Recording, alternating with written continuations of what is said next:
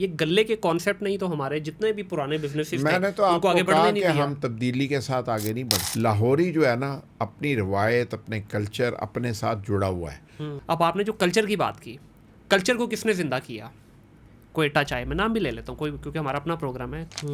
हाँ सॉरी, मैं अगर वो फिर अब ड्रामों में बिजी हो गई हैं, हम नहीं, टीवी के, मैं बाकी जियो के, वो भी तो देखने हैं ना सर। ये बदकिस्मती है अगर आप जैसे पढ़े लिखे लोग भी इसको सपोर्ट करें। सर आपकी जमात जो में भी तो फिर आप शुतरे ही नजर आए।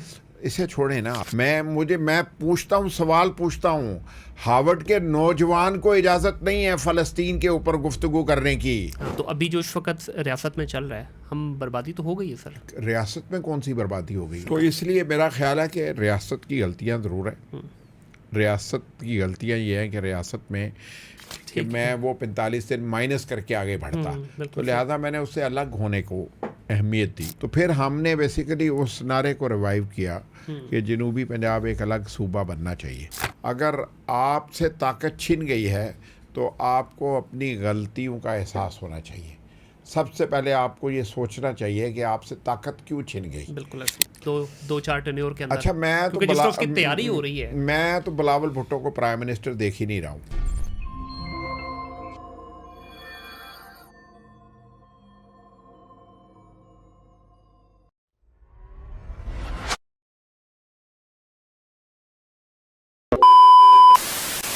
अस्सलाम वालेकुम नाज़रीन, आप देख रहे हैं थिंक डिजिटल पॉडकास्ट। मैं आपका होस्ट मुनीर अहमद, और आज की इस नशिस्त के अंदर मेरे मेहमान, इनका तारुफ किस तरह से करवाऊँ ये मेरे लिए भी मुश्किल हो रहा है।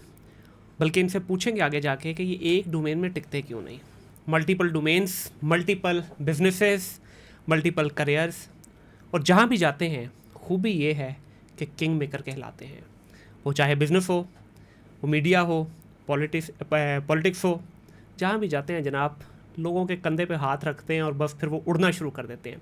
चौधरी अकरम साहब मेरे साथ मौजूद हैं। चौधरी साहब अस्सलाम वालेकुम। वालेकुम सलाम। चौधरी साहब आपका बहुत शुक्रिया कि आप पॉडकास्ट का हिस्सा बने, और मैं उम्मीद कर रहा हूँ कि आज बिल्कुल दबंग किस्म की गुफ्तगू होगी आपके साथ। गुफ्तगू तो मैंने कभी भी कुछ सोच के रोकी नहीं। ठीक हो गया जी। जो हकीकत होती है वो बयान करना और उस पर अमल करना, इसी पे मेरा यकीन कामिल है। क्या बात है, और क्या मैं बात उसके नतीजे से कभी फ़िक्र नहीं करता कि क्या निकलेगा। सही, और बिल्कुल मैं ठीक हो कभी गया। नतीजे की कामयाबी और नाकामी को सोच के आगे नहीं बढ़ता। सर वो हमारे हाथ में है भी नहीं ना। वो अगर हमें ये यकीन आ जाए कि ये सब कुछ अल्लाह के इख्तियार में है तो फिर हम शायद लोगों पे जुल्म करना छोड़ दें। बिल्कुल ऐसी है। मैं सर स्टार्ट करूँगा आपके फैमिली बिजनेस से। पाकिस्तान की एक बड़ी, एटलीस्ट लाहौर की एक बड़ी मशहूर व मारूफ बेकरी, राहत बेकरी, उसका टाइटल आपके साथ जुड़ता है। क्या कहना चाहेंगे उस बेकरी के बारे देखें, वो राहत बेकरी मेरे 4 फादर्स का बिज़नेस है। में? जी। मेरे वालिद साहब और उनके 4 भाई 1947 में पाकिस्तान आते हैं, सही। और उसी कसम पुरसी के हाल में आते हैं जिसमें महाजरीन आए, ठीक हो गया। जिन्होंने इंडिया से पाकिस्तान का सफ़र किया, जिन्होंने अपने खून से वो ज़िंदगी हासिल की जो आज पाकिस्तानी जी रहे हैं। सही। और जिन लोगों को उस आज़ादी की कदर नहीं है, उन्हें कश्मीर और फ़लस्तीन में ज़िंदगी को देखना चाहिए। अगर आज हम हिंदू के ज़ेर तसल्लत होते तो हम भी उसी ज़िंदगी को गुजार रहे होते जो कश्मीरी और फ़लस्तीनी गुजारता है। बेशक ऐसे है। जब ये 47 में तशरीफ़ लाए पाकिस्तान, तो इन सब की उम्रें भी कम थी। तो मेरी फैमिली उससे पहले भी इंडिया में भी मेहनत करती थी। ठीक है, बेकरी के बिजनेस नहीं, मेहनत करते थे। तो अगर हमारी तारीख़ इस तरह से है कि अगर लाहौर कैंटोनमेंट बोर्ड का किसी ने ऑफिस देखा हो तो उसके सामने एक बेकरी होती थी, वो हमारे यानी वालिद साहब जो हैं उनके मामू की थी। ठीक है। इन्होंने इब्तदाई ट्रेनिंग तो वहीं से ली, और उसके बाद ये जगह जहाँ पे आज राहत बेकरी है, जी। यहाँ पे इन्होंने जगह रेंट पे ली और 1950 में यहाँ पे काम शुरू किया बेकरी का। सही। और मुझे कभी इसमें छुपाने की गुंजाइश नहीं नज़र आती कि हम क्यों अपना माजी भूलते हैं। मेरे वालिद साहब ने 1950 से लेके अराउंड 1978 तक राहत बेकरी से लेके रायमंड तक का सफ़र साइकिल पे रोज़ाना सुबह 4 बजे से शाम तक करना। उफ, इतना लंबा सफ़र। और लाहौर में जितनी जगहों पे बंद शीर माल और पेस्ट्री और केक सप्लाई करना होता था वो उसी साइकिल पे करते थे। सही। और ये जो तबलीगी जमात का मरकज़ है वहाँ पे शीर माल की डिमांड होती थी। सही। वो वहाँ तक पहुँचा के आते थे। ठीक है। तो उससे रास्ते में जितनी जगह छोटे छोटे खोखे आते थे, ज़ाहिर है वो वक्त इस तरह का नहीं था, किसी ने 2 लिए, किसी ने 4 लिए, किसी ने 6 लिए। आज तो रौनकें लगी हुई हैं ना, किसी को पता ही नहीं है। ठीक है, तो इसलिए वो वक्त उन्होंने पूरे 30 साल उसी तरह गुजारा है। सही। तो हम अपनी फैमिली हमारी ने अपने बिजनेसेस को 1985 में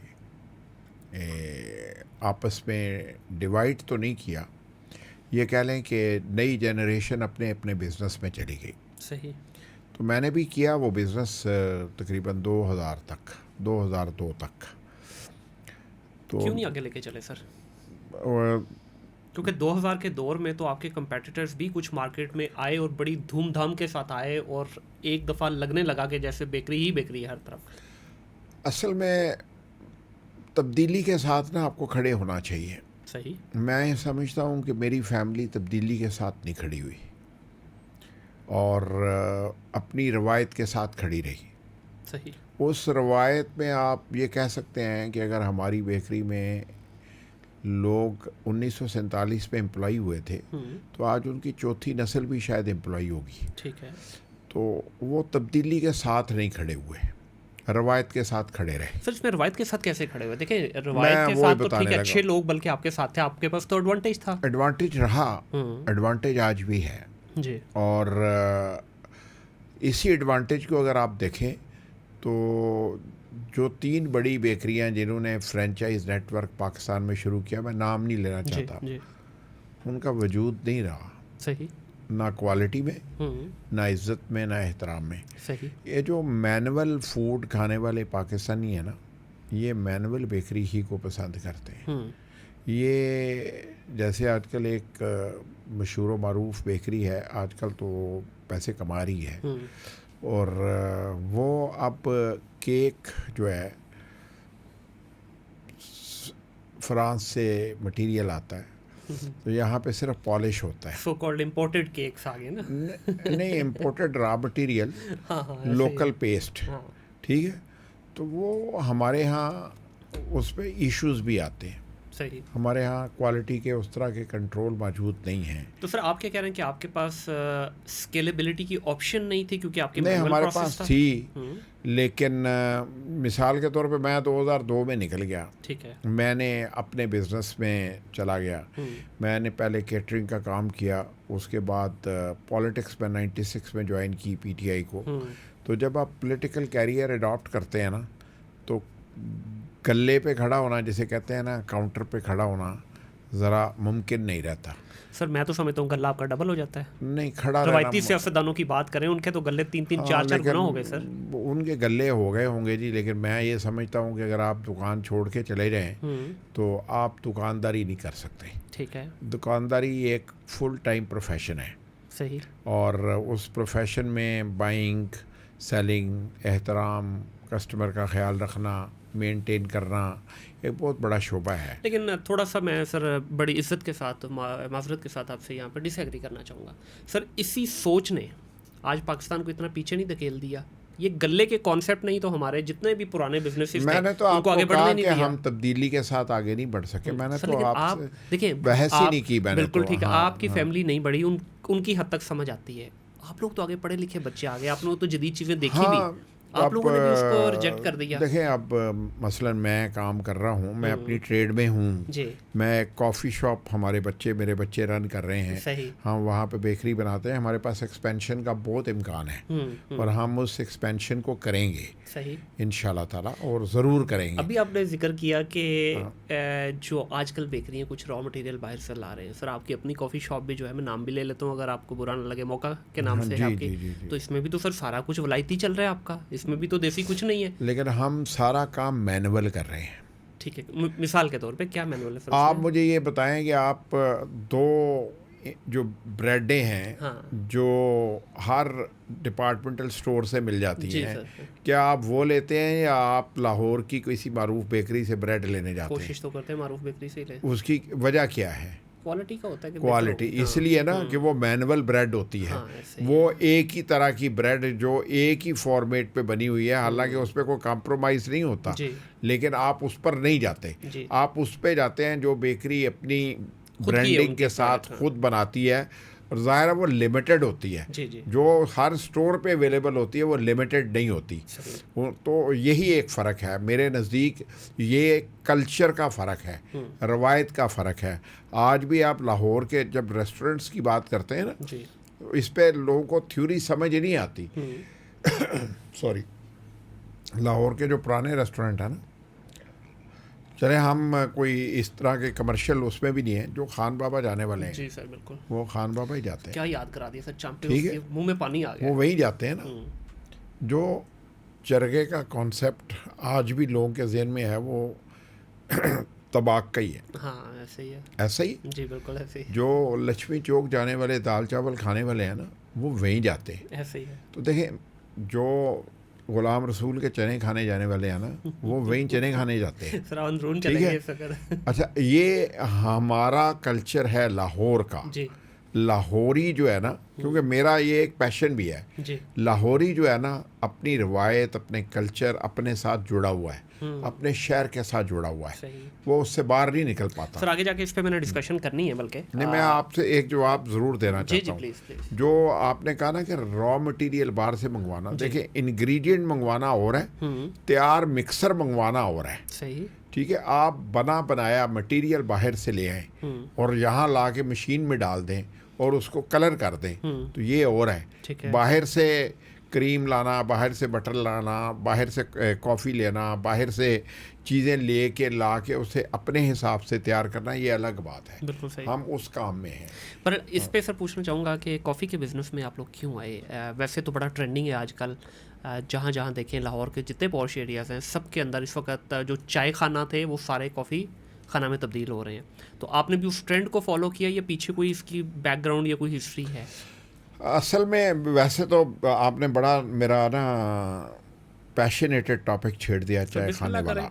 आप यकीन माने कि मैं पाकिस्तान में, वैसे कहते हैं idea is everything, Lahore needed the 2000 T corners.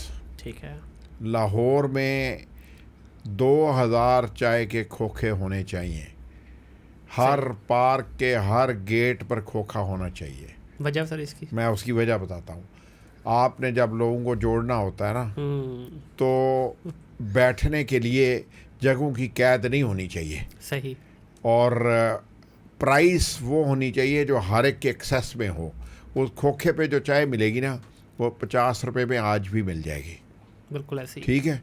जब 6 दोस्त शहर में कहीं इकट्ठे निकलते हैं ना, तो वो उस खोखे पे बैठ के 300 रुपये की चाय आज भी पी सकते हैं। लेकिन वो एक कॉफ़ी खाने में जाके या एक चाय खाने के मॉडरेट रेस्टोरेंट में जाके 6 लोग जब बैठेंगे ना, तो वो कम से कम 18,000 रुपया दे के आएंगे। और ये मैं इसके इंतहाई अगेंस्ट हूँ। ये इस शहर की कल्चर को, इस शहर की रवायत को, ये शहर की मोहब्बतों को ख़त्म करने में जिस चीज़ ने किरदार अदा किया है, वो ये कल्चर भी है। सर आपको पता है हुआ क्या है हमारे साथ? जी, हुआ ये है, हम दूर नहीं जाते, मैं बाकी लाहौर की बात ही नहीं करूँगा। जिस जगह हम बैठे हैं ना, जौहर टाउन में, सर ये इस एक रोड के ऊपर लगभग कुछ 100 के आसपास चाय खाने बने। आज से कोई 5-7 साल 10 साल पहले बनना शुरू हुए, देखते ही देखते तकरीबन सारे मेन के प्लॉट इन्हीं के पास हैं।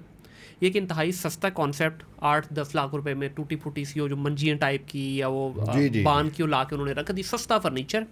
कॉन्सेप्ट क्या था जी, यहाँ बैठे 2 दोस्त 4 दोस्त बैठे हैं, चाय पिए, 30-40 रुपए की चाय थी। लेकिन देखते ही देखते जनाब इन्होंने बीच में ऐसा फ्लेवर डाला कि इस वक्त वो आपकी बात यहाँ सच्ची हो गया। आप किसी भी चाय खाना पे चले जाएँ, आपका वहाँ पे 250-300 से नीचे चाय का कप नहीं है। अब आपने जो कल्चर की बात की, कल्चर को किसने ज़िंदा किया? कोयटा चाय, मैं नाम भी ले लेता हूँ कोई, क्योंकि हमारा अपना प्रोग्राम है। कोयटा चाय ने इस वक्त आके इनकी बैंड बजा दी है सर। हर गली कोने में उसने खोला है और रात के 3 बजे तक वहाँ आपको 50-100 बंदा मिलेगा और 40 रुपये, 50 रुपये, 70 रुपये का कप। आप टेम्पल रोड जाए ना, जी जी बिल्कुल, वो चाय का गिलास पीते ना, हाँ हाँ बिल्कुल बिल्कुल। यानी इस कप से 1.5 गुना ज़्यादा चाय होती जी है ऐसे उसमें, ही ऐसे ही है। और उसकी प्राइस आज भी 50 रुपये है। बिल्कुल ऐसे ही। ठीक है, और उसकी क्वालिटी आज भी मैच नहीं होती। ठीक है, लाहौर में कई जगह आज भी अपनी रिवायत के साथ जिंदा है। ठीक है, और उस पर उन्हें कोई फ़र्क नहीं पड़ा। अब लेकिन ये अगर वो लाहौर में 30 आउटलेट बना देगा ना, मिसाल के तौर पे खान बाबा अगर 30 आउटलेट बना लेता है जी। तो वो अपनी क्वालिटी कंप्रोमाइज़ करेगा। लेकिन जो ये सब ज़रूरत भी तो है ना, देखिए जिस लाहौर की आप बात कर रहे हैं ना, ज़रूरत जो है ना कारोबार बनाने की है। हाँ ज़रूरत क्वालिटी गिरा के कारोबार बनाने की एग्री, नहीं है। बिल्कुल एग्री, क्योंकि जिस लाहौर की आप बात करें जैसे वो लाहौर था 8-10 किलोमीटर का। इस वक्त अब देखें ना, जहाँ हम बैठे हैं, हम उस लाहौर से जिसकी आप जिक्र कर रहे हैं वहाँ से कम 20 किलोमीटर दूर है। क्या आज की महंगाई के दौर में मैं सिर्फ एक चाय का कप पीने के लिए 20 किलोमीटर जा सकता हूँ अपनी गाड़ी लेके? ठीक है, प्रैक्टिकली वाइबल नहीं है। तो हर इलाके में होना ज़रूरी है, क्वालिटी पे कॉम्प्रोमाइज़ नहीं करना। लेकिन ये ज़रूरी नहीं है कि वो खान बाबा ही हो, कोई भी हो सकता है जी, ठीक है ना, कोई भी हो कोई सकता भी है। शख्स अपनी अच्छी क्वालिटी के साथ रह सकता है। हाँ। तो देखें ये जो मॉडल है ना, फ्रेंचाइज मॉडल, जी जी जी। इसकी अफादियत क्या है और कबाहत क्या है? कबाहत ये है कि आपको काम नहीं आता। हाँ ठीक है, रॉ हैं आप, बिल्कुल। आप रॉ हैं, लेकिन आप वो फ्रेंचाइज ले लेते हैं और काम शुरू कर देते हैं। और फ्रेंचाइज एक लिखे पढ़े मेथड के मुताबिक जी। आपको रेसिपी दे देती है। हाँ। और आप वो काम करते हैं। देखें, जब आपको खुद ये काम नहीं आता, जब आप इस काम से नहीं जुड़े हुए, जी। तो सबसे पहले तो आप क्वालिटी कंप्रोमाइज़ कर देते हैं, क्योंकि आपको खुद क्वालिटी के बारे में कोई अंदाज़ा नहीं है। लाहौर में इस वक्त चलने वाली 80% बेकरियों के जो मालकान हैं, यानी मैं ओरिजिनली जो 3-4 बड़ी बेकरियां हैं उनके मालकान की बात नहीं करता हूं, क्योंकि वो तो बाय प्रोफेशन इसी में थे जी। और इसलिए उनको तो सब पता है। लेकिन बाकी तो सिर्फ स्टोर के नाम पे बेकरी चला रहे हैं। ऐसा ही है। ठीक है, वो बेकरी नहीं चला रहे हैं। बेकरी आप आज भी लंदन चले जाएं, आज भी आप फ्रांस चले जाएं, तो जो बेकरियां वहाँ पे थी ना, वो वहीं पे ही हैं। और सर आज भी उनमें वो खुशबू मौजूद है, वो मौजूद है, लेकिन वो 300-300 आउटलेट नहीं बने, वो 600-600 आउटलेट नहीं बने। सही। उन्होंने अपने चंद आउटलेट या 1 या 2 आउटलेट्स को मेंटेन रखा है। सही। वो उससे ऊपर नहीं गए। आप लंदन अजमेर रोड जाते हैं ना, तो एक बेकरी आपको मिलती है, तो वहीं पे ही मिलती है। आपको वो लंदन के हर रोड पे नहीं मिलती। सही। ठीक है, वहाँ की बेकरी का कॉन्सेप्ट डिफरेंट है, हमारा कॉन्सेप्ट डिफरेंट है। यहाँ पे आज क्रीम रोल खाने का कोई कॉन्सेप्ट ही नहीं रहा। लोग चेंज हो गए ना, नापैद हो गया। नापैद हो गया। हालांकि लेकिन उसका अपना एक कॉन्सेप्ट था। आज से चंद साल पहले तक बेकरी का जो सबसे बड़ा स्नैक्स था वो चिकन पैटीज़ या वेजिटेबल पैटीज़ या बीफ पैटीज़ था। अब बीफ पैटीज़ बनता ही नहीं है हमारे यहाँ। सर मैं समझता हूँ बेकरी जो है ना बहुत ज़्यादा मम्मी डैडी हो गई है, let's put it this way, कि वो फैंसी किस्म की चीज़ों में चले गए और कुछ हेल्थ के इशू भी डेफिनेटली नहीं, मैं उसे उस तरह नहीं देखता। हमारे घरों की प्रेजेंटेशन चेंज हो गई है। उसे उस तरह से देखे, खातून खाना ने काम करना छोड़ दिया। हाँ सॉरी, मैं अगर वो ड्रामों में बिजी हो गई हैं, हम टीवी के, बाकी जियो के, वो भी तो देखने हैं ना सर। नहीं, मैं वो नहीं कहता, लेकिन मैं ये समझता हूँ कि उन्होंने प्रेजेंटेशन बदल दी है। ठीक है। घरों में आगे अगर मेहमान आते थे ना, तो आप मेहमान के लिए घर में खुद खाना कुक करते थे, खुद मीठे की कोई आइटम बनाते थे, कोई डिश बनाते थे। अब आपने ये फार्मूला बंद कर दिया है। अब आपके जितने मर्जी अच्छे फैमिली आ रही हो, गेस्ट आ रहे हों, जितने मर्जी आपके लिए काबिल एहतराम हो, आपने एक बेकरी जाना है, एक केक लेना है, 2 या 4 नमकीन चीज़ें लेनी है, और आपकी मुलाजमा ने आपको चाय देनी है, और खलूस भी निकल गया, टेस्ट भी निकल गया, ठीक है, और प्रेजेंटेशन भी निकल गई। तो सिर्फ आपने चंद मिनट बैठ के गुफ्तगू करनी है और काम ख़त्म हो जाना है। जी साहब, अब तो खाने तक से ये चीज़ निकल गई है। देखिए बेकरी की चाय की हद तक तो ठीक है ना, चले चाय की हद तक हजम होती है ये बात, खानों से भी निकल गई सर। खाने भी बाहर के, घरों में अगर हो भी रहा है, बर्तन तक निकल गए हैं, डिस्पोजेबल बर्तन डाल दिए। 4 साल का बच्चा ऐप से अपने लिए खाना मंगवा रहा है, ठीक है। माँ को उस वक्त पता चलता है जब वो बाहर आके बेल देता है कि ये ऑर्डर आ गया, 1890 रुपये दे दो। सर आपको एक मज़े की स्टोरी सुनाऊँ यहाँ पे? माँ को पता लगता है बेटा बेच चुका है। सर इससे भी आगे निकल गई कहानी। मैं आपको सच्ची स्टोरी बता रहा हूँ अपनी फैमिली में। कल की बात है, मैं नाम लिए बगैर बता देता हूँ। मेरे कज़न ने बच्चे को वार्न किया कि बेटा अगर तुम ये वाली गेम खेलनी नहीं छोड़ोगे, वो बाहर होते हैं, तो उन्होंने कहा मैं तुम्हारी उस कंपनी का नाम लिए बगैर उसकी डिलीवरी बंद करवा दूंगा। वो बच्चे ने फ़ौरन ऐप छोड़ दी। उसने कहा मैं अपनी डिलीवरी बंद नहीं करवा सकता। 1800 से 2000 दिरहम उसकी पर मंथ की डिलीवरी आ रही है सिर्फ बच्चों की घर पे। हाँ, तो कार्ड लगा हुआ है, बस आपको लगा तब पता हुआ है, चलता है बस। जब मैसेज आता है कि इतने कार्ड से पैसे डिडक्ट हो गए हैं। ठीक है तो सब आप किंग मेकर कहलाते हैं हर डोमेन के, जितना मैंने आपके बारे में रिसर्च किया है। इसमें कुछ ऐसी जिद्दत लाने की कोशिश कर रहे हैं, यहाँ पे कुछ ऐसा काम करने की कोशिश कर रहे हैं जो कि फुटप्रिंट छोड़ जाए पूरे पाकिस्तान के लिए कि जनाब ये चौधरी साहब ने काम किया है, देख लें हम इसको। अच्छा देखें, अगर तो आप रिजल्ट ओरिएंटेड कहेंगे ना मुझे, जी तो मैं तो शायद तस्लीम कर सर लूँगा। उसी को ही कहते हैं ना किंग मेकर। नहीं, किंग मेकर ये होता है जो किसी को बनाता है और फिर उससे फ़ायदा उठाता है। चले हम वहाँ तक नहीं जाते, बनाते तक रख ठीक है। लेते हैं। और बनाने के बाद वो सब कुछ उन्हीं के उनके गुलाम रहते हैं लोग। लेकिन मैंने कभी पाकिस्तान में इस तरह का कोई काम नहीं किया। ठीक है हमने हमेशा स्टेट को सर्व किया है। सही। हमने हमेशा रियासत के साथ खड़े होने को तरजीह दी है। हमने हमेशा रियासत की खिदमत की है और उसी खिदमत को मैं आपको पहले अपने इब्तदाइये में बताया जी। कि अगर आपको आज़ादी की कदर नहीं है ना तो फिर आपको फ़लस्तीन और कश्मीर को देखना है। बिल्कुल सही है। तो हमारी जिम्मेदारी है, सर मेरी एक भी एंड और से आपकी। आज़ाद हो गए, दूसरे एंड से आज़ाद हैं हम। 1996 में आप एक जमात के साथ जुड़ते हैं जिसका नाम PTI है, और चंद शुरू के लोगों में से थे जिन्होंने इंटें रखी उस जमात की। जी ऐसा ही है। क्या हुआ सर फिर वैसा? जमात ने आपको आज़ाद रहने नहीं दिया? नहीं, बिल्कुल ऐसा नहीं है। मुझे जमात ने कभी कैद नहीं किया। ठीक है। मैं हमेशा से आज़ाद था, आज़ाद हूँ और मैं अपने मुल्क में आज़ादी को एंजॉय करता हूँ। ठीक है लेकिन मैं शुतरे बेमहार आज़ादी का कायल भी नहीं हूँ। बिल्कुल सही हो गया। मैं अपने घर में भी शुतरे बेमहार आज़ादी देने का आदी नहीं हूँ। सही। मैं अपनी औलाद को असूल व ज़वाबित का पाबंद बनाता हूँ। बिल्कुल अच्छी बात है। मैं उन्हें दीन के सिखाए हुए बताए हुए अहकामात पर रहने की तलकीन करता हूँ। माशाल्लाह।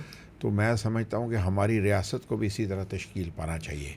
और ये जो शुतरे बेमहार की आज़ादी को आप आज़ादी गिनते हैं या राय की आज़ादी कहते हैं, ये बदकिस्मती है अगर आप जैसे पढ़े लिखे लोग भी इसको सपोर्ट करें। सर आपकी जमात में भी तो फिर शुतरे ही नजर आए।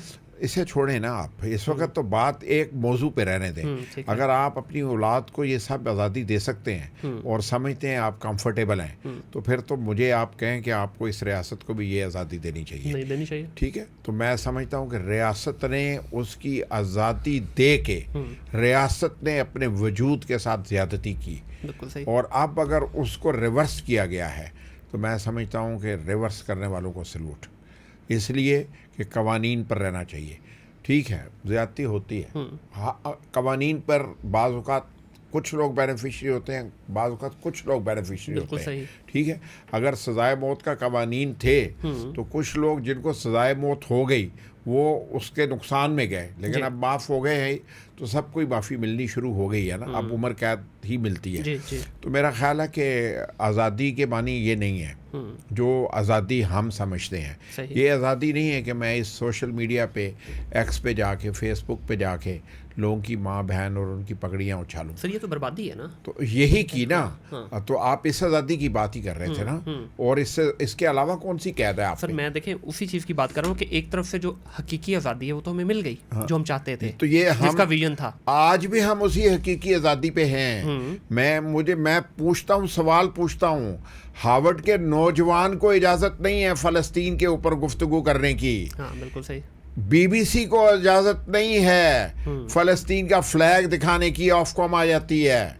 तो भाई मेरे, आप अपनी रियासत में क्यों तनकीद करते हैं? आपको कौन सा हक हासिल है कि रियासत के मफादात के ख़िलाफ़ खड़े हों? आपको कौन सा हक है कि आप अपने सियासी अकाबरीन के मफाद के साथ खड़े हों?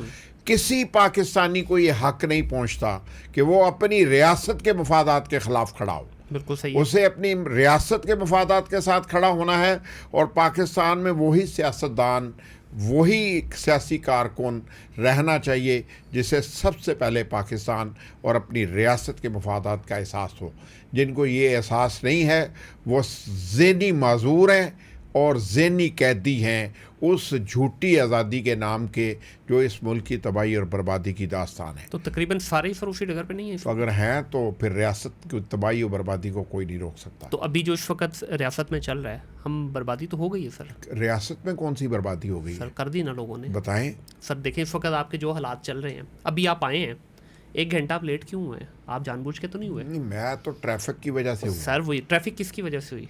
ट्रैफिक रियासत की वजह से नहीं हुई। नहीं मैं रियासत के लोगों की बात कर रहा हूँ। हमारे रवैयों की वजह से हो रही है। सर ये इंशाल्लाह हमारे रवैयों की वजह से हो रही है मेरे भाई। आप एक सिग्नल आता है ना जी, अगर हम सब लोग उसकी क्यू में लगे अपनी बारी का इंतज़ार करें और यूं यूं यूं करके आगे ना निकलें तो जो 1 मिनट में 100 गाड़ी निकलनी है तो वो 100 निकल जाएगी। आपकी यूं यूं करने से वो 13 गाड़ियां निकलती हैं, मिनट ख़त्म हो जाता है, इशारा बंद हो जाता है और पीछे से 150 गाड़ी और आके लग जाती है। तो इसके लिए कौम की तरबियत की ज़रूरत है। किसी कौम का आपने अंदाज़ा लगाना हो ना तो ट्रैफिक से लगाते हैं कि इसमें कितनी तहजीब है, कितनी अखलाकियात हैं और कितना कानून का एहतराम है। तो ये तीनों ही हम में नहीं है। मैं भी शामिल हूँ उसमें। हम अपनी क्यू का इंतज़ार नहीं करते, हम इशारे की पाबंदी नहीं करते, हम अपने से आगे गुजरने वाले का एहतराम नहीं करते। अगर वो किसी वजह से गुजर रहा है, वो एम्बुलेंस भी हो सकती है, पुलिस भी हो सकती है, कोई मजबूरी में जाने वाला शख्स भी हो सकता है। तो हम तो शीशा खोल के गालियाँ निकालते हैं। ऐसे ही है। तो अगर आप इसको तहजीब गिनते हैं, इसको आज़ादी राय गिनते हैं, इसको हकीकी आज़ादी गिनते हैं फिर मैं आपसे माजरत नहीं सर, ये मेरा ख्याल हम ना थोड़ा सा डिट्रैक्ट हो गए। मैं आज़ादी इस चीज़ का नाम नहीं, मैं तो इस चीज़ का बहुत बड़ा हामी हूँ सर। मैं कहता हूँ कंट्रोल में होना चाहिए। गुफ्तगू कर रहे थे जी जी कि और कौन सी पाबंदी है भाई? ना, सिर्फ यही पाबंदी है। आज इस मुल्क में सिर्फ 2 चीज़ों पे पाबंदी है जी। पहली पाबंदी तो ये है कि अगर रियासत ने कोई फैसला किया है तो आपको रियासत के फैसलों के साथ खड़ा होना चाहिए। बिल्कुल होना चाहिए, तो आपका दीन भी कहता है आपको। ठीक है। दूसरी बात, अगर रियासत किसी कानून पर अमल दरामद कराने के लिए आप पर अहकामात की तामील के लिए दबाव डालती है तो आपको दबाव डालने से पहले कंप्लीट करने चाहिए। ये एक अच्छे शहरी की निशानी है। हाँ, एहतजाज अगर आपने कहीं कर रहा है, मिसाल के तौर पे आप समझते हैं कि जी आपके साथ ज़्यादती हो रही है तो पुरअमन एहतजाज होना चाहिए ना जी। ऐसा ही पुरअमन एहतजाज। अब आप चले जाएं वो हाइड पार्क में, सारे रोज़ लोग जाते हैं, नोटिस होते हैं, वो बोलते हैं, लोग नोट करते हैं, नोट करने वाले, फैसला साइज करने वाले अगर पार्लियामेंट में कभी करना होता है तो उनके ऊपर गुफ्तगू करके उनकी डिमांड्स को पूरा कर देते हैं। वो हाइड पार्क से बाहर निकल के सड़कें तो ब्लॉक नहीं करते, कभी भी नहीं, कोई एक पत्थर तक नहीं हिला। तो इसलिए मेरा ख्याल है कि रियासत की गलतियाँ ज़रूर हैं। रियासत की गलतियाँ ये हैं कि रियासत में रियासत को जिन्हें नहीं चलाना आता था उन लोगों को भी इक़्तिदार मिल गया। ठीक है। अच्छा, मेरा जो यहाँ पे पॉइंट था ना सर, वो लोगों से था। ये एक बड़े नेक मकसद के लिए मुल्क बना था और इंशाल्लाह ता क़यामत रहेगा। लोगों की बात हो रही है यहाँ पे। आपने एक जमात ज्वाइन की 1996 में, काफ़ी अर्सा आप भी इसका हिस्सा रहे और बड़ी आपकी काविशें रही, उसमें चीज़ें सही भी नज़र आ रही थी। सर अचानक उस जमात के अंदर ऐसा क्या हुआ कि डायरेक्शन ही बदल गई सारी? मेरी या जमात की? जमात की सर, क्योंकि आप जमात का हिस्सा थे ना। मैं इंडिविजुअल की तो बात नहीं। मैंने जब जमात छोड़ी पहली बार तो मैंने जमात छोड़ी थी 18 मार्च 2001 को। 2001 को, ठीक है। और मैं शायद फॉर्चुनेट वन ऑफ देम जिन्होंने खान साहब को कॉल की और उनसे ये रिक्वेस्ट की कि आप पाकिस्तान की पॉलिटिक्स पाकिस्तान में रह के होती है। खान साहब उन दिनों बोथम केस के सिलसिले में इंग्लैंड थे और उनका पाकिस्तान वक्त बहुत कम रहता था। सही। तो मेरा तो उस वक़्त उनसे इसके अलावा कोई इख्तलाफ नहीं था। सही, बिल्कुल ठीक। ठीक है। मेरी राय ये थी कि पाकिस्तान में सियासत ग्राउंड पर ही होती है और ग्राउंड पर ही करनी चाहिए, लेकिन उनकी मसरूफियात वहाँ थी। तो मैंने उस वक्त PMLQ ज्वाइन कर ली और PMLQ अभी बनी नहीं थी। सही। बनने के मराहिल में थी। यानी उसका आगाज़ हो रहा था क्योंकि पाकिस्तान में उस वक़्त एक नॉन डेमोक्रेटिक सेटअप था। चीफ एग्जीक्यूटिव परवेज़ मुशर्रफ साहब थे और नए इलेक्शन की दाग बेल डाली जा रही थी। तो इमरान खान साहब लंदन बैठे थे, सियासी जमात यहाँ पे थी, आपकी इंतखाबात के लिए तैयारी नहीं थी और मुल्क आगे की तरफ बढ़ रहा था और एक नए सियासी कारकुन के लिए तो अपना कैरियर भी इम्पोर्टेंट होता बिल्कुल है। ऐसे ही है। तो इत्तेफाक से मुझे एक अच्छी अपॉर्चुनिटी मिली, मैंने PMLQ ज्वाइन की और मैं 2012 तक PMLQ में रहा। ठीक है। और PMLQ भी मैंने नज़रिए की बुनियाद पर छोड़ी। नज़रिया मेरा क्या है, मैं जो कहता हूँ अपने यकीन के साथ कहता हूँ। सही। मेरा एक कालम नुमाए वक्त में शाया हुआ था जो जिस पे मैंने पाकिस्तान में आने वाले तमाम प्राइम मिनिस्टर्स के ऊपर डिस्कशन की थी कि पाकिस्तान में कोई भी प्राइम मिनिस्टर अपनी मन मर्जी से नहीं आया, ठीक हो किसी ना किसी एजेंडे पे ही आया। तो अनफॉर्चुनेटली उसमें 45 दिन चौधरी शुजात साहब के भी थे। सही, बिल्कुल ठीक हो गया। तो मैंने उससे भी क्रिटिसाइज़ किया था। तो उन्होंने कहा कि जी आपको ये नहीं करना चाहिए था कि बीइंग सेक्रेटरी इंफॉर्मेशन पार्टी। तो मैं उनकी उस बात से इत्तेफाक करता था कि मुझे एज सेक्रेटरी इंफॉर्मेशन नहीं करना चाहिए था, क्योंकि मैं उस जमात का स्पोक्स पर्सन था। बिल्कुल सही। ठीक है, लेकिन मेरी कलम जो है उसकी मुतहम्मल नहीं हो सकती थी कि मैं वो 45 दिन माइनस करके आगे बढ़ता। तो लिहाजा मैंने उससे अलग होने को अहमियत दी। बस यही एक मेन वजह, सिर्फ ओनली वन रीज़न। वैसे उस जमात को आज भी आप अच्छा समझते हैं? मैं या बाद में और नजरिया चेंज हुआ? नहीं, मैं आज भी, अगर आज की स्प्लिट जमात ना हो वो, तो ऑनेस्टली स्पीकिंग वो फैमिली जो है बाकी सियासतदानों के मुकाबले में सियासी तौर पे ज़्यादा बालिग राय रखती है। ठीक है। आपको काम करने की ज़्यादा आज़ादी देती है। देखिए, आप अपने 5 फुट 10 इंच के ज़िम्मेदार हैं। बिल्कुल सही। वो आपके साथ कोई ज़्यादती नहीं करते। ठीक है। ठीक है, बाकी ठीक है, जहाँ मजमा होता है वहाँ पे कोई उसके नीचे भी आ जाता है, बिल्कुल सही। किसी के साथ ज़्यादती भी हो जाती है। लेकिन वहाँ पर अगर कुछ लोग गए तो उन्हें मौका मिला तो उन्होंने उसके मौके को रोका नहीं है। सर दोबारा फिर पार्टी में रिवर्सल आपका PTI में अगेन? नहीं, मेरा PTI में रिवर्सल नहीं हुआ। ठीक है। मैं PTI में उस तरह से तो शामिल नहीं हुआ था। हुआ ये कि एक जनूबी महाज बना था, नए इंतखाबात से पहले ये कोशिश की जा रही थी कि क्योंकि ये सोचा जा रहा था कि PMLN भी कमज़ोर है, पीपल्स पार्टी भी कमज़ोर है, और PTI की भी रूट्स पूरे मुल्क में नहीं है, और जनूबी पंजाब का जो सूबा है उसका मुतालबा बहुत पुराना था। तो इसे आप इत्तफाक कहें या आप मेरी गुड लक कहें, मेरा जनूबी पंजाब के मोस्ट ऑफ द पॉलिटिशियंस के साथ हमेशा से रिलेशन रहा है, मेरी दोस्तियाँ ताल्लुक़ वास्ते थे उनसे। तो फिर हमने बेसिकली उस नारे को रिवाइव किया कि जनूबी पंजाब एक अलग सूबा बनना चाहिए। सही। जिस पे जनूबी महाज की तश्कील हुई।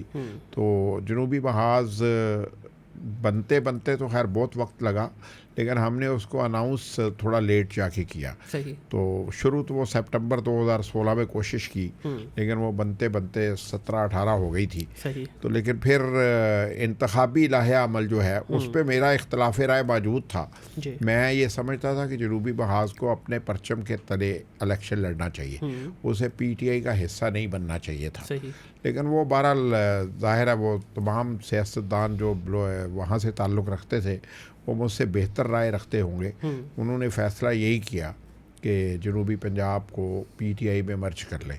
तो लिहाजा वो 9 मई 2018 को मैरियट होटल इस्लामाबाद में उसका मर्जर हो गया।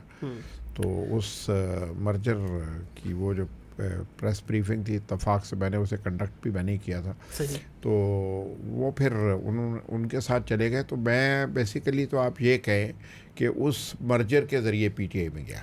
वैसे खान साहब से क्योंकि आप करीबी, शुरू में तो जाहिर जब कोई भी चीज़ बनती है, कोई कंपनी हो, पार्टी हो, कुछ भी हो, तो शुरू के जो चंद लोग होते हैं ना वो आपके बड़े करीबी होते हैं। तो आपका क्योंकि खान साहब से कोई वैसे ओवरऑल को बड़े मौक़िफ़ के ऊपर आपका उनके साथ कोई इख्तलाफ नहीं था, सिर्फ यही था ना कि बाहर थे।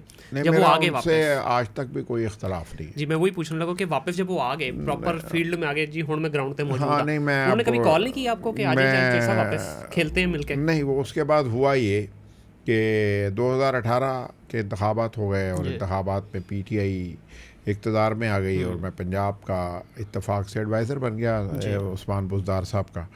और अनफॉर्चुनेटली मुझे डिपार्टमेंट मिल गया पॉलिटिकल अफेयर्स और साथ chairman task force on price control.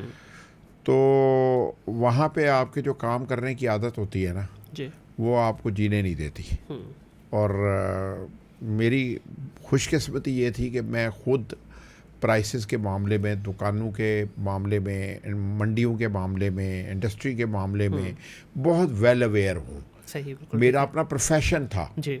मैंने सारी ज़िंदगी उसी बैकग्राउंड से गुजारी थी, तो मुझे पता था कीमतें कहाँ से कंट्रोल होती हैं, कहाँ से बढ़ती हैं। सर इस पे पूरी मेरे पास डिटेल से आपसे बात होनी। उस्मान बुज़दार साहब के बारे में बात करना चाहूँगा। करें क्या आज सर आपको लगता है कि ये गलत फैसला था खान साहब की सियासी, ख़ासतौर पे पहली दफ़ा मौका मिला और एक ऐसे बैट्समैन को भेज दिया जो कि बॉलर था, ये शायद बॉलर भी नहीं था, 12th प्लेयर था, और उसको उठा के ओपनिंग करवा दी?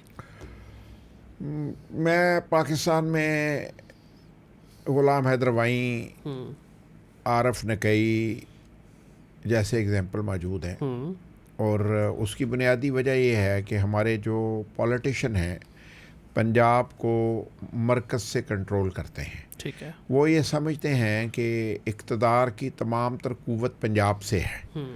अगर एक ही सियासी जमात का चीफ़ मिनिस्टर भी हो और ऊपर प्राइम मिनिस्टर भी उन्हीं का हो, तो प्राइम मिनिस्टर कोई भी हो, नवाज़ शरीफ साहब हों, शहबाज शरीफ साहब हों, या और उससे पहले जुल्फ़िकार अली भुट्टो साहब थे, तो उनकी ये ख्वाहिश होती है कि पंजाब को वो डायरेक्टली मॉनिटर करें या डायरेक्टली रन करें। तो ये एक अनफॉर्चुनेट है, बैड लक है, हार्ड लक है, और एक बुरी रवायत है। ठीक है। तो मेरा ख्याल है इमरान खान साहब भी उसका शिकार हुए और उन्होंने उस्मान बुज़दार का इंतखाब किया। और उस्मान बुज़दार को मैं आज भी ऑनेस्टली स्पीकिंग मैं नहीं समझता हूँ कि अगर उस्मान बुज़दार को काम करने का मौका मिलता तो वो गुलाम हैदर वाई से या आरफ नकई से बुरा चीफ मिनिस्टर साबित होता। On a merit is he really intelligent person? एक तो मैं आपसे ये दरख्वास्त करूँगा कि चीफ मिनिस्टर के लिए इंटेलिजेंट होना ज़रूरी नहीं है। तो फिर तो सर ये कमांड ही हुई ना? चीफ मिनिस्टर के लिए अच्छा एडमिनिस्ट्रेटर होना ज़रूरी है। वो भी उसी का हिस्सा है ना? मैंने तो बड़ा वर्ड यूज़ कर लिया, बड़ा फ़र्क दोनों में आ गया ना सर? बड़ा फ़र्क है। ठीक है, बहुत बड़ा फ़र्क है। इस फ़र्क को समझने की ज़रूरत है। सही। जो इंटेलिजेंट होता है ना वो क्रिएटर होता है। ठीक है, ठीक है, उसे बहुत कुछ क्रिएट करना होता है। सही हो गया। लेकिन जो एडमिनिस्ट्रेटर होता है उसे गवर्न करना होता है। डंडे के जोर पे कराई आपने चीफ मिनिस्टर जो होता है ना वो गवर्न करना उसकी रिस्पॉन्सिबिलिटी थी। ठीक है, ठीक है। और अगर आप उसको गवर्न नहीं करने देंगे तो फिर कोई बहुत अच्छा गवर्न करने वाला आदमी भी नाकाम हो जाएगा। सर लेकिन देखिए अगर वो खुद तगड़े होते तो चले, मैं कहता हूँ अगर अभी उन पे 90% का दाग लगा है तो 50-60 पे आ जाते, कुछ तो बेहतरी होती ना सर? नहीं, मैं नहीं इससे इत्तेफाक करता। मेरा ख्याल है कि वो गलती वफाकी हुकूमत की थी। और सर गलती इतनी लंबी पर लॉन्ग करवा दी? हाँ, वो वफाकी हुकूमत ही पंजाब को चलाने की कोशिश करती थी, यही गलती थी। नहीं वो ठीक है, मान लिया जी गलती होगी खान साहब से। अब क्रिकेट में क्या होता है ना, आपको पता चल गया कि नैला बैट्समैन चला गया है तो इशारा भी तो पीछे से होता है, बाहर आ जा। लेकिन यहाँ पर प्रॉब्लम ये था कि गलती मानने की आदत नहीं थी और ये स्टबननेस उनकी शख्सियत का हिस्सा था। ठीक है। और वो ये समझते थे या समझते हैं आज भी शायद कि जो मैंने सोचा है मैं वो करवाने की सलाहियत रखता हूँ। सही। तो माजी ऐसा है जैसे 92 का वर्ल्ड कप है। 92 के वर्ल्ड कप को अगर आप पाकिस्तान क्रिकेट टीम की कामयाबी कहते हैं ना तो मैं तो नहीं मानता। ठीक है, बिल्कुल ऐसे ही है। ठीक है, वो एक जज्बे की फतह थी, एक विल-विश थी और अल्लाह ने आपकी मदद की तो आपने वो वर्ल्ड कप जीत लिया। वो एक एपिसोड था, मोमेंट थी। इमरान खान खुद इंजर्ड थे। हाँ। ठीक है, और ही नॉट फुली फिट। बिल्कुल ऐसे ही। अगर आप मेरिट की गुफ्तगू करेंगे तो फिर तो यही है। ठीक है, और बाकी टीम भी जिस तरह के परफॉर्मेंस करती आ रही थी वो मासवा एक न्यूजीलैंड का मैच जो सेमीफाइनल था और उसके बाद फाइनल में आपका जीत जाना, ये दोनों मिरेकल हैं। बिल्कुल ऐसे तो मैं समझता हूँ मौजूदों पर डिस्कशन नहीं बनती। ऐसे ही बिल्कुल ऐसे ही। सर उस्मान बुज़दार की आखिरी सवाल इस पे कर लेता हूँ कि बुज़दार साहब के बारे में उन्होंने क्यों नहीं स्टेप डाउन किया? जब देखें एक शख्स के ऊपर अगर वो बाकिरदार था और बिल्कुल उनको भी पता था कि यार मुझे तो आगे कठपुतली की तरह नचाया जा रहा है, पीछे क्यों नहीं हुआ? 454 टीवी के एंकर हैं। उनमें से 443 को पता है कि वो एंकरशिप नहीं जानते। ठीक है, फिर सारे करते हैं। ठीक है, ये कुछ कौम की अपनी आदतें भी होती हैं। 444 एंकर को कसम है उस बंदे को, अगर किसी एक को भी उसने जवाब दिया हो, ठीक है, तो बस फिर वो भी तो बस अल्लाह का बंदा ऐसा ऐसा चुप करके बैठा है ना कि बस छोड़ दे। नहीं, वो जिस रोल के लिए आए थे ना, हाँ, उन्होंने वो रोल बड़ी खूबी से अदा किया है। अच्छा फिट होके खेले, बस छोड़े। सर उनके दौर में सुना है कि करप्शन अन्य वाह हुई है, और ऐसी ऐसी करप्शन हुई जहाँ नहीं भी होती थी वहाँ पे भी हुई है। कमेंट करना चाहेंगे इस पे? मैं कर देता हूँ। जी, अगर करप्शन हुई है तो मैं समझता हूँ पाकिस्तान में तारीख को दुरुस्त कर लेना चाहिए। जी, पाकिस्तान उनकी करप्शन को साबित करे, पीटीआई की करप्शन को साबित करे, कवानीन का अतलाक करे, लोगों को इंसाफ होता दिखाएं और ऐसी करप्शन के एविडेंस दें कि तस्लीम कर लिए जाए, सही, ताकि आइंदा कोई ऐसी करप्शन ना करे। ये हमारे यहाँ हमारे इन अदारों की बड़ी बदकिस्मती है जो सज़ाएं देते हैं, इन्वेस्टिगेशन करते हैं, उसके बाद प्रोसिक्यूशन करते हैं, लेकिन चीज़ें साबित नहीं कर पाते। उससे लोगों का इत्मीनान मजरूह हुआ है। सर होने भी लगे तो या तो रिकॉर्ड्स को आग लग जाती है या कुछ ना कुछ लेकिन इससे लोगों का इत्मीनान मजरूह हुआ है कि इस मुल्क में इंसाफ के दरवाजे बंद हो गए हैं। जी, ऐसा ही है। तो जज तक जाने तक बड़े मराहल होते हैं। बिल्कुल ऐसे ही है। जहाँ पर उस करप्शन को, उस जुर्म को साबित करना होता है। तो आपको सबसे पहले मेरा ख्याल है उस निज़ाम को दुरुस्त करने की ज़रूरत है। अगर आप वो निज़ाम नहीं बनाते, देखें ना, बात ये है कि अगर सज़ा और जज़ा ही नहीं है तो फिर कोई जुर्म ही नहीं है। तो सर फिर ये बात सही है कि तानी दी तानी बिगड़ी हुई है, टॉप टू बॉटम बिल्कुल बिगड़ी हुई है। सर अभी मौजूदा सीएम साहिबा हमारी बड़ी दबंग पिक्चर्स वगैरह में नज़र आती हैं, एक्शन में भी नज़र आ रही हैं। उस्मान बुज़दार से बेहतर है ये? आपका डिपार्टमेंट है ना डिजिटल मीडिया, जी, आप लोगों को प्रमोट करते हैं। जी, तो बीबी भी प्रमोट हो रही है, मैं इससे ज़्यादा नहीं कहना चाहता। ठीक हो गया। काम वैसे कर रही है, कुछ प्रमोशन तो ठीक है, चले नज़र आ रहा है, बस प्रमोशन ही हो रही है। कहना नहीं चाहिए, लेकिन ऐसी ऐसी जगह पे भी तस्वीरें लग गई जहाँ बंदे को वैसे मैं कह रहा हूँ बस प्रमोशन ही हो रही है, काम नहीं हो रहा, प्रमोशन ही हो रही है। ठीक हो गया, ठीक हो गया। सर खान साहब बाहर आएंगे?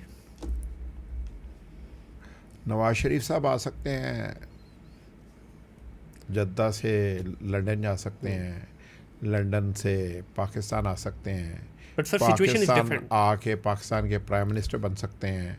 प्राइम मिनिस्टर बनने के बाद भाई चीफ मिनिस्टर बन सकता है, भाई फिर प्राइम मिनिस्टर बन सकता है, और फिर प्राइम मिनिस्टर बन सकता है।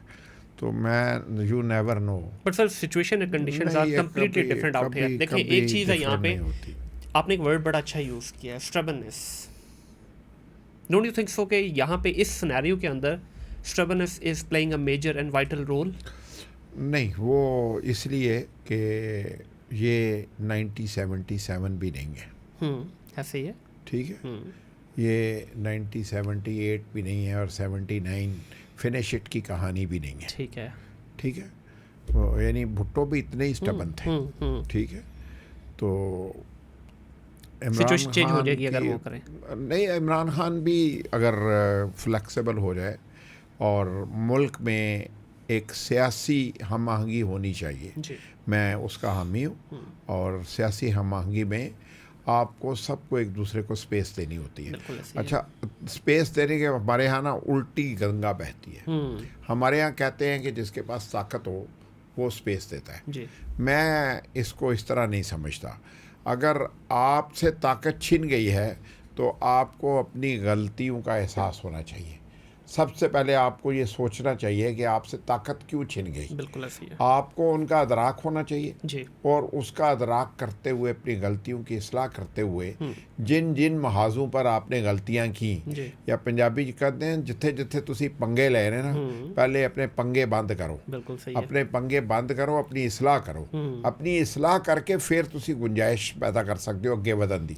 ये मुमकिन नहीं है कि आप ये तो कहें कि मैं अपनी गलती पर कायम रहूँगा और बाकी अपनी गलतियाँ इस्लाह कर लें। ऐसा मुमकिन नहीं होता। बिल्कुल ऐसे ही है, बिल्कुल ऐसे। और यहाँ पर यही गलती है, जिस दिन इन्होंने ये गलती कर ली दुरुस्त और मान ली कि गलती थी, और गलती नहीं थी गलतियां थी, हाँ, गलतान थे। ठीक है, तो इनके इस सुल्तान को गलतान को दुरुस्त करने की ज़रूरत है। ठीक हो अगर वो दुरुस्त कर लेंगे तो कोई उनके साथ ज़ाती दुश्मनी नहीं रखता।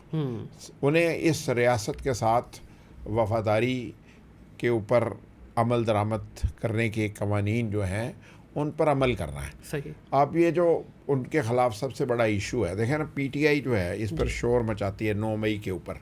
अब ये सज़ाएं हो रही हैं भाई, सज़ाएं तो उन्हीं एविडेंसेस पे होनी है ना जो वहाँ पे मौके पे मौजूद हैं, वो ठीक हैं या गलत हैं। आप लोग तो मौके से ही गायब हो गए हैं, यानी आप तो फेस ही नहीं कर रहे हैं चीज़ें। अगर यानी मिसाल के तौर पे पंजाब के अपोजिशन लीडर को सज़ा हुई है, और यार अगर आपके पास एविडेंस हैं कि वो उस वाक़या में मौजूद नहीं है तो आपको पेश करने चाहिए ना। बिल्कुल ऐसी, और कहीं ना कहीं तो वो कहते हैं ना, मैं वैसे आई एम सॉरी ये थोड़ा सा इरेलीवेंट हो जाएगा लेकिन मैं बात करूँगा। पाकिस्तान की पुलिस और पाकिस्तान की जुडिशरी जितनी मर्ज़ी कमज़ोर या बुरी हो, लेकिन आप यकीन माने ये दोनों अदारे आखिरी वक्त तक मौका देते हैं कि आपके साथ ज़्यादती ना हो। सही। तो लेकिन अगर आप अपने साथ खुद ही ज़्यादती करने पे तुले हुए हों तो फिर तो बंदा कुछ नहीं कर सकता। खुदा ने भी आज तक उस कौम की हालत नहीं बदली जिसे हो ना ख्याल अपनी हालत आप बदलने का। तो मैं समझता हूँ कि हमें सोचना चाहिए कि हम कहाँ पे गलत हैं। बिल्कुल सही। जोई साहब, आपको लग रहा है कि अभी पाकिस्तान में एक नया वज़ीर-ए-आज़म तैयार किया जा रहा है फ्यूचर के लिए, जिसका नाम बिलावल भुट्टो जरदारी है? आप देख रहे हैं उसको आने वाले कोई 2-4 टेन्योर के अंदर? अच्छा, मैं तो उसकी तैयारी हो रही है। मैं तो बिलावल भुट्टो को प्राइम मिनिस्टर देख ही नहीं रहा हूँ। अच्छा, देख ही नहीं रहे? मैं तो देख रहा हूँ कि पीपल्स पार्टी सिंध पे फोकस्ड है। ठीक है, और आने वाले इलेक्शन में आसफा भुट्टो को मरकज़ी सतह पर लॉन्च किया जाएगा। क्या बात है, क्या बात। और पाकिस्तान की सियासत आसफा भुट्टो करेंगी। ओके। और बिलावल भुट्टो जरदारी साहब की जगह सिंध को मैनेज करेंगे, जो उनका पावर हब है। सही। क्योंकि मैं समझता हूँ कि पीपल्स पार्टी शायद ये समझती है कि अगर वो अपनी इस पावर कॉरिडोर को कंट्रोल करके रखे तो उनकी पाकिस्तान की सियासत में एग्जिस्टेंस है। ठीक है। तो मैं समझता हूँ कि वहाँ पर भी शायद ये सोच पाई जाती है कि पाकिस्तान की मरकज़ी अपोजिशन जो है या लीडरशिप जो है वो शायद आसफा भुट्टो करेंगी। और इसके पीछे वो एक फीमेल वाले सेंटीमेंट है उनकी वालदा से, नहीं, या आपको लगता है वो ज़्यादा काबिल है? जरदारी साहब जो है ना, उनका विजन है। अच्छा। ये मेरी राय है। ठीक है। जरदारी साहब का ये विजन है कि सबसे पहले जिस तरह उन्होंने खुद सिंध को कंट्रोल करके रखा, बिल्कुल, वो खुद सिंध पर कोई कंप्रोमाइज़ नहीं करते हैं। सही। वो पंजाब छोड़ देते हैं, बलूचिस्तान छोड़ देते हैं, KP के छोड़ देते हैं, मरकज़ी हुकूमत छोड़ देते हैं, लेकिन वो सिंध नहीं छोड़ते। यानी एज अ ह्यूमन बीइंग मैं भी समझता हूँ कि मुझे अपनी बेस नहीं छोड़नी चाहिए। बिल्कुल ऐसे। तो Zardari sahab is a very shrewd, positive, intelligent, और he is one of the fortunate politician of Pakistan.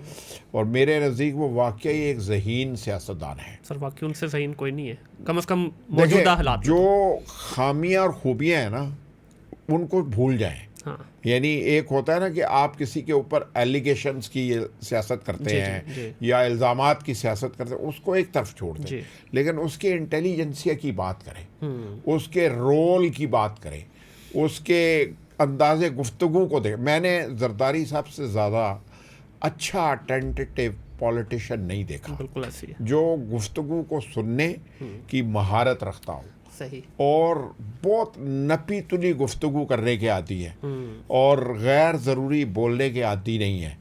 ठीक है, कहीं इंसान से हो जाता है, लेकिन जरदारी साहब अमूमी तौर पे इस हवाले से बड़े शानदार हैं। तो बच्चों को अपनी दोनों को सुपरविजन में प्रॉपर ट्रेन कर रहे हैं? जी, प्रॉपर कर रहे हैं। और मैं समझता हूँ ये शायद पाकिस्तान में पहले 2 बच्चे होंगे जिन्हें बाकायदा सियासी तरबियत दी जा रही है। बिल्कुल ऐसे ही है। इससे पहले भुट्टो ने भी बेनज़ीर को नहीं दी थी, उसे मौका नहीं मिला।